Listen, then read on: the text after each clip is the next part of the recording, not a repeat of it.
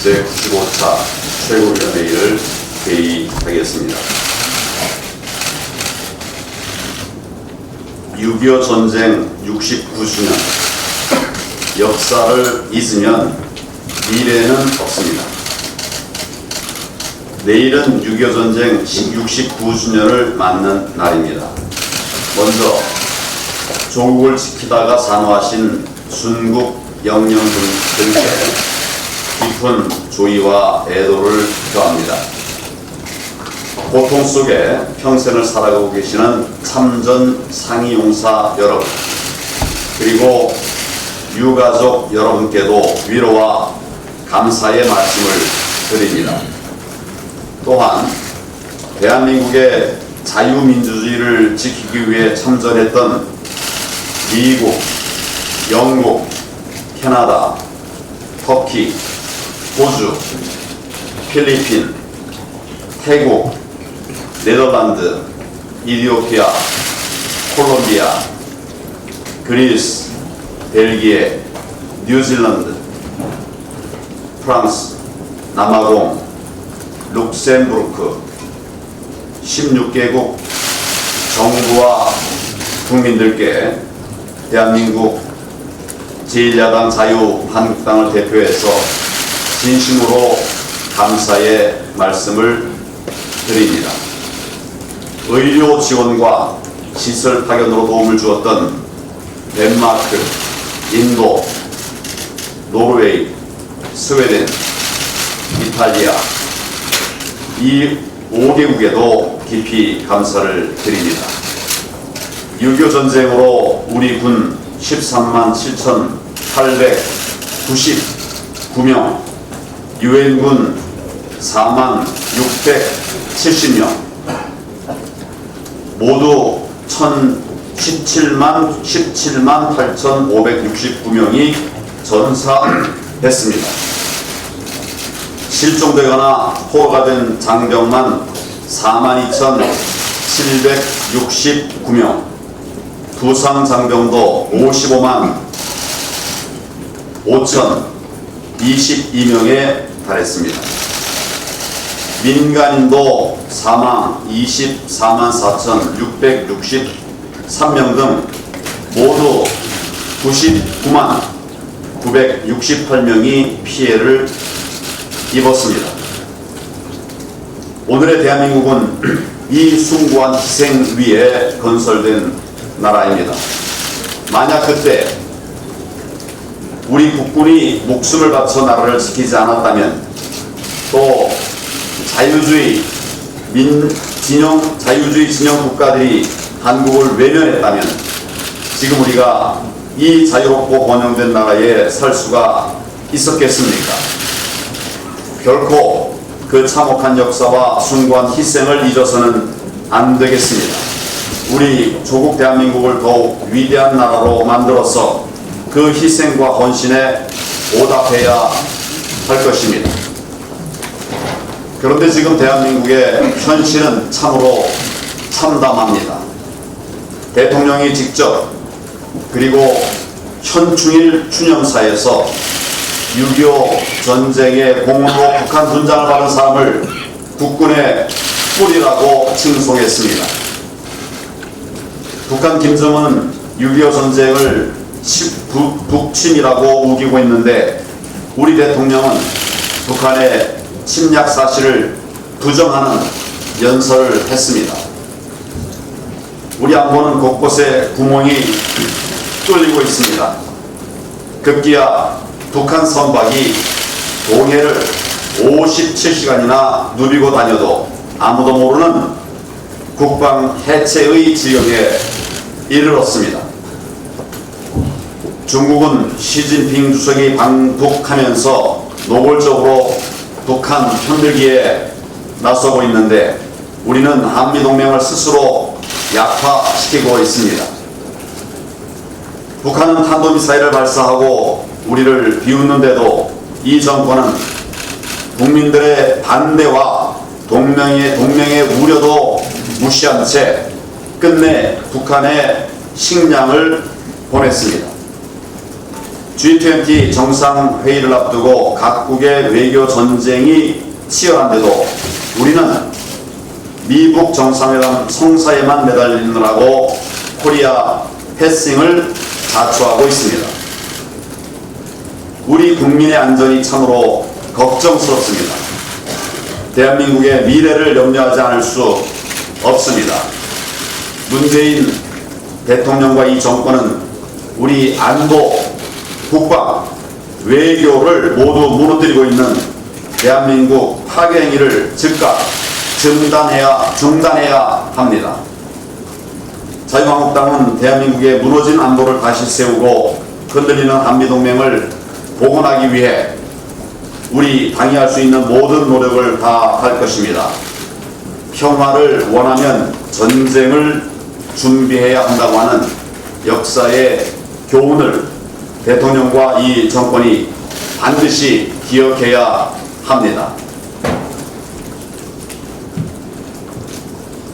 김용환 민노총 위원장이 지난 27일 구속되었습니다. 국회 담장을 부수고 경찰을 폭행하는 등 폭력 시위를 사전 계획하고 지시한 혐의입니다. 그간의 민노총 행태를 볼 때 당연한 결정이고 오히려 때에 늦은 감이 없지 않습니다. 그런데도 지금 민노총은 또다시 총파벌하겠다고 국민을 상대로 협박하고 있습니다. 경제가 망하든 말든 민생이 파탄 지경에 이르든 말든 자신들의 밥그릇만 지키겠다고 하는 귀족 노조의 행포가 아닐 수 없습니다. 그런데 정말로 한심한 것은 청와대와 여당의 태도입니다. 언론 보도를 보면 여권 핵심 관계자라는 사람이 굳이 구속까지 시킬 사안이냐 불만을 토로했다고 합니다. 민주당도 청와대도 논평 하나 내놓지 않고 있습니다. 도대체 민노총에 얼마나 큰 빚을 져서 할 말도 못하는 겁니까? 이러니 민노총이 대한민국을 무법천지로 만들어 놓고도 오히려 큰 소리를 치고 있는 것 아니겠습니까? 문재인 정권은 이번 민노총 위원장 구속을 계기로 민노총과 결별을 선언하고 즉각 노동개혁에 나서야 합니다. 더 이상 민노총은 약자를 대변하는 집단도 아니고 스스로의 기득권을 지키는 데 몰두하는 기득권 세력에 지나지 않습니다. 노동개혁을 가로막고 기업의 일자리 창출을 해방하고 전국의 타워크레인까지 멈춰 세우는 최악의 기득권 세력입니다. 이미 많은 국민들은 이런 민노총의 횡포에 등을 돌렸습니다. 그럼에도 불구하고 끝내 이들을 비호하면서 노동개혁을 외면한다면 이 정권도 민노총과 함께 동반 침몰의 길을 걷게 될 것입니다. 대통령께서 국민의 경고를 엄중히 들으시고 즉각 노동개혁에 나설 것을 다시 한번 촉구합니다.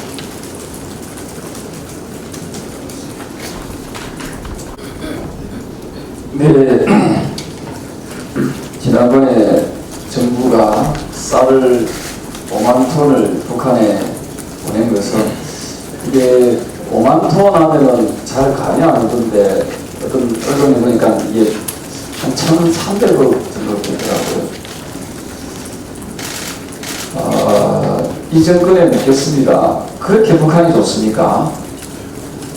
네. 우리가 쌀을 보내면 북한에서는 또 미사일도 또 하다고 하지 않습니까? 네. 이런 모습 보면서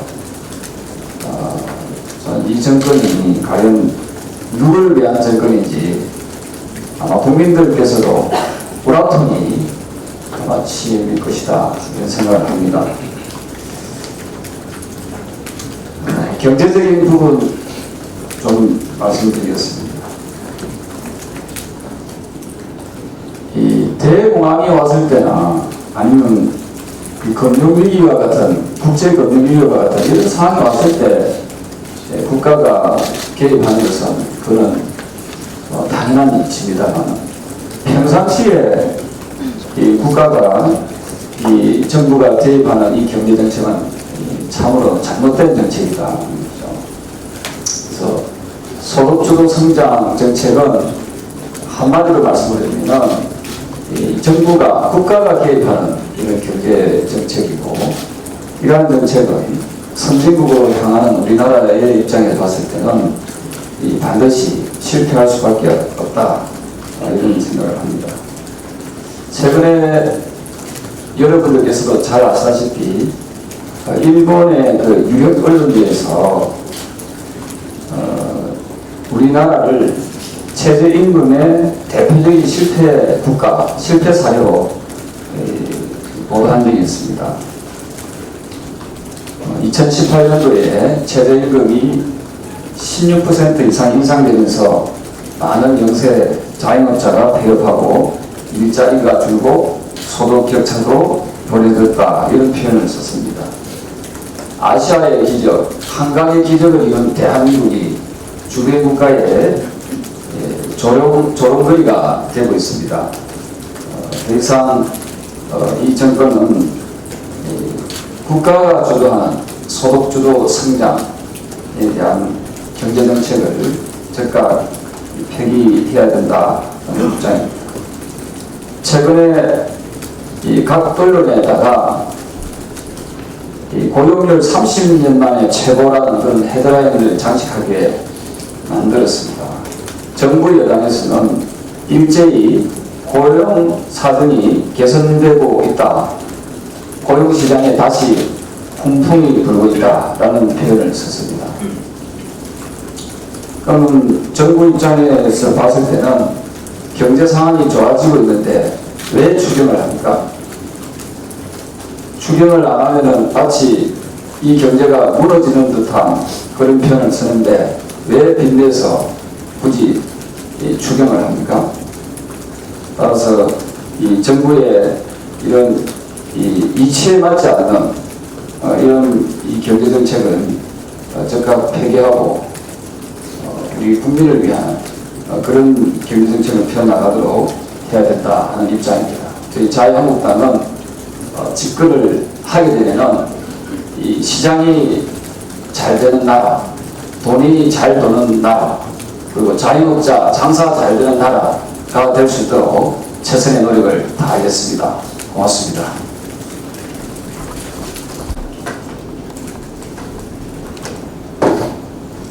전주 상산고 좋은 학교를 없애려고 합니다.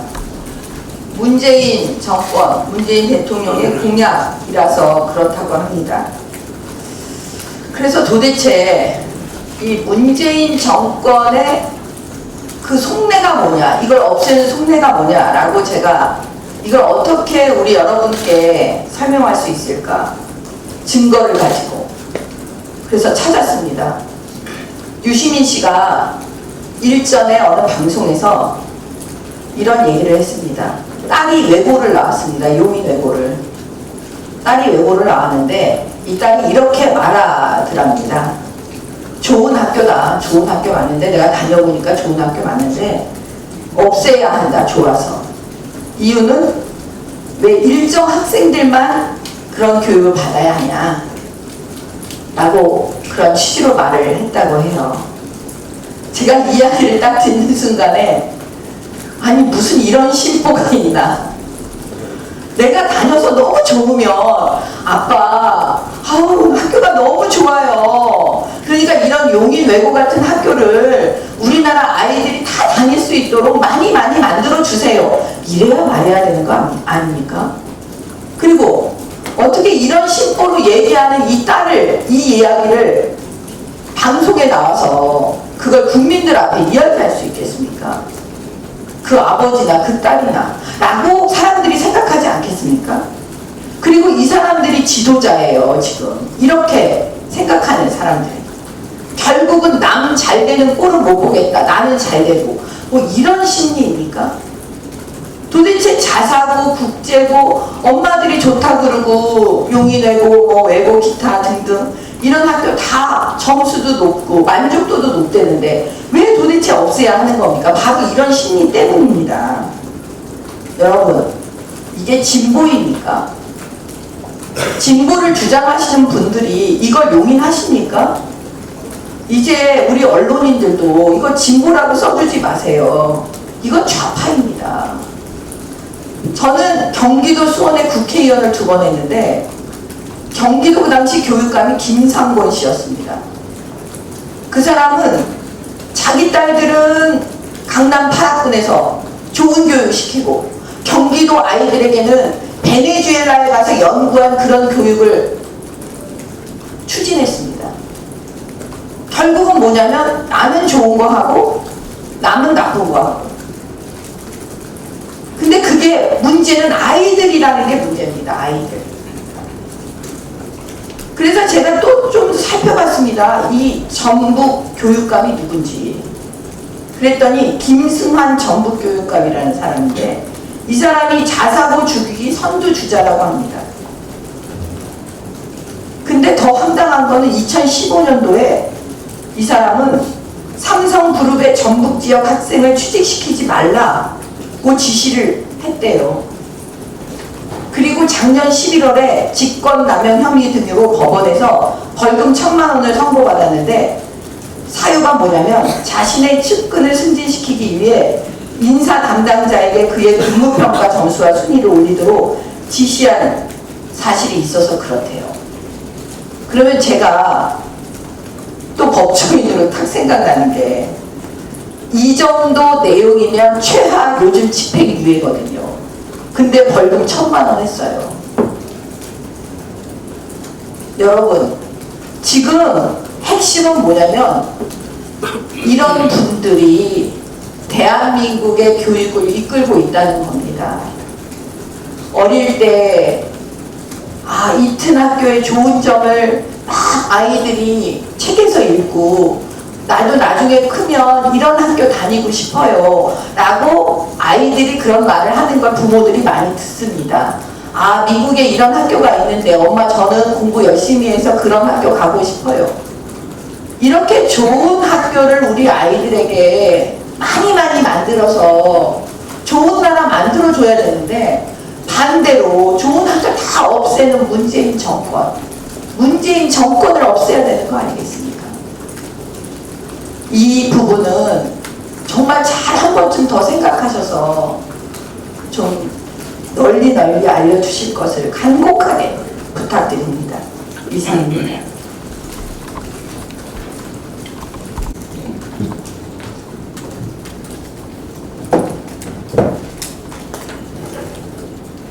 예, 인사보다 대통령의 생각을 바꾸는 게 우선입니다. 대통령께서 북유럽 순방 마지막 스웨덴 일정을 수행하던 15일 해양경찰청은 북한 동력선의 삼척항 입항을 청와대를 포함한 관련 부처에 동시 보고했습니다.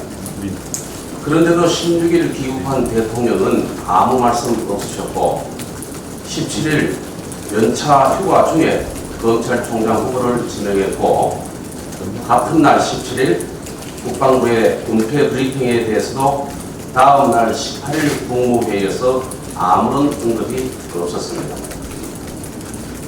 21일 청와대 실장 인사가 있다고 알려지자 북한 동료성 입항 과정에서 사건을 은폐했던 청와대 안보실장 문책 인사인가 싶었는데 뜻밖의 정책실장 인사로 확인되자 언론과 국민들 모두 예상 밖의 청와대 경제 두톱 인사의 의아함을 감추지 못했습니다.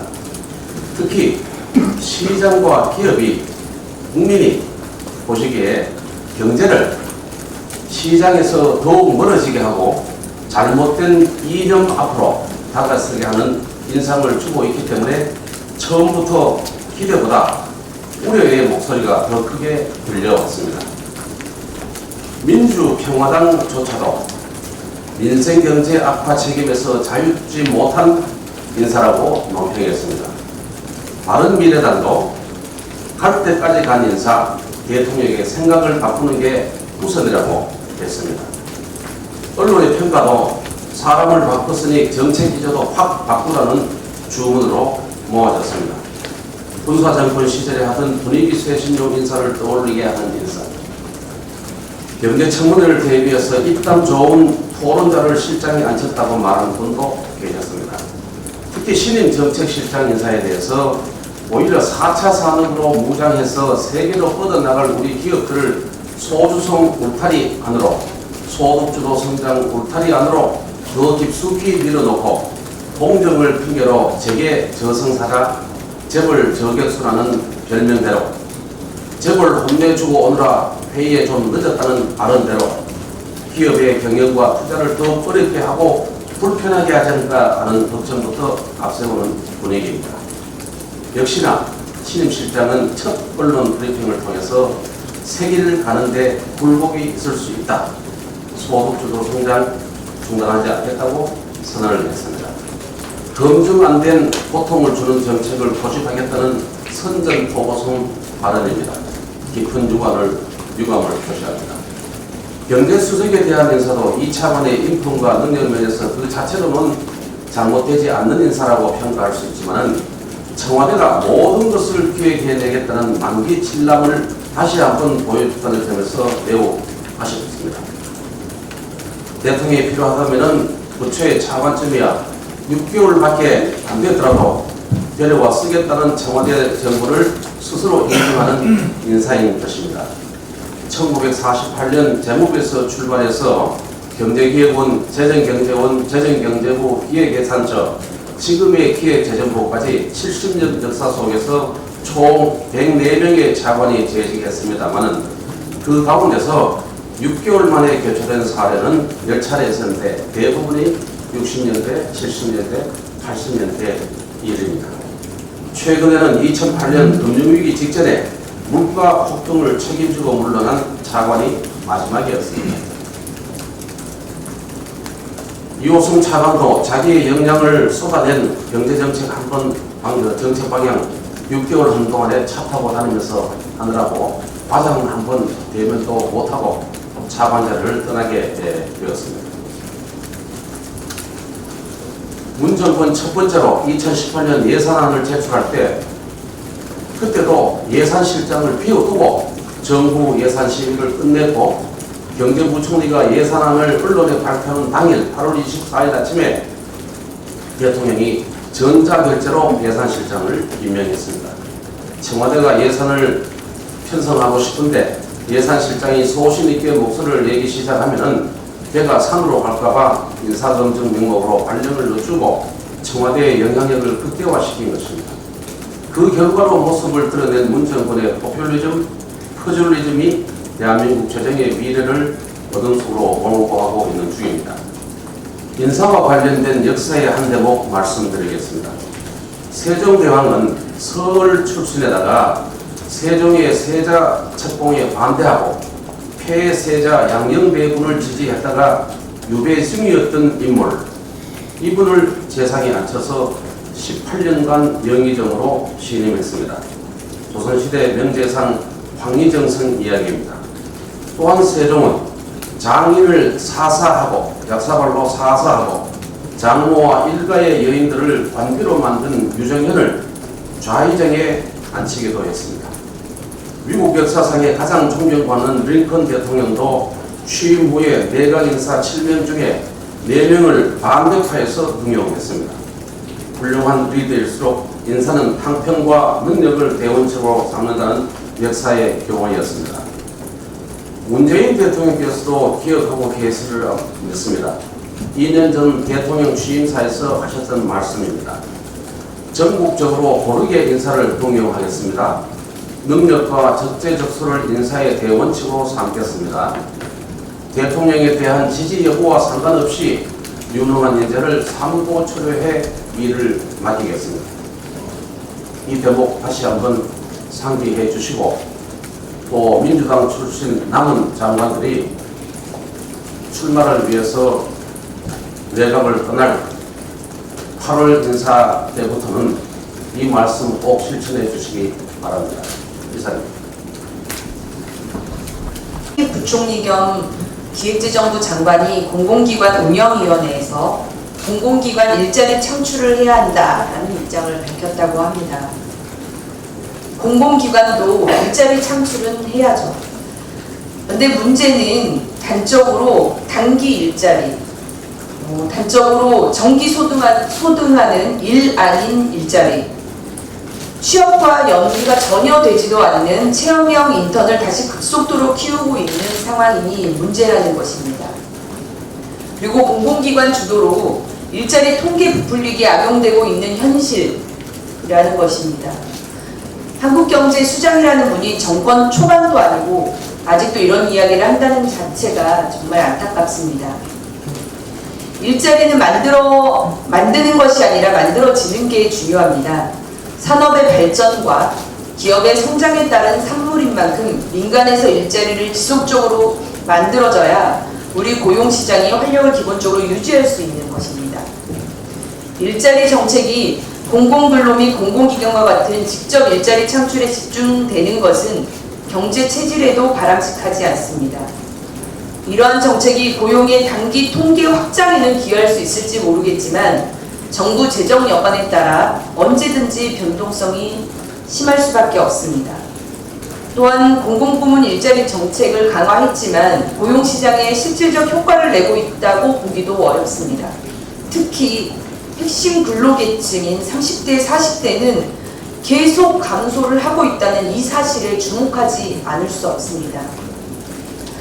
공공부문에서 직접 일자리를 만드는 정책을 강조하기보다는 기업 투자를 활성화하고 유연한 노동시장을 구축하는 이런 민간 관련 좋은 일자리를 만들어지는 환경조성이 우선해야 합니다. 김상조 정책실장이 경제 컨트롤 타워는 홍남기 경제부총리다 라고 치켜 세워졌다는데요. 그 경제 컨트롤 타워가 일자리의 본질도 모른다면 정말 무능한 경제부총리이고 이를 알고도 실천하지 않는다면 정말 비겁한 경제부총리라는 점을 지적하지 않을 수 없습니다.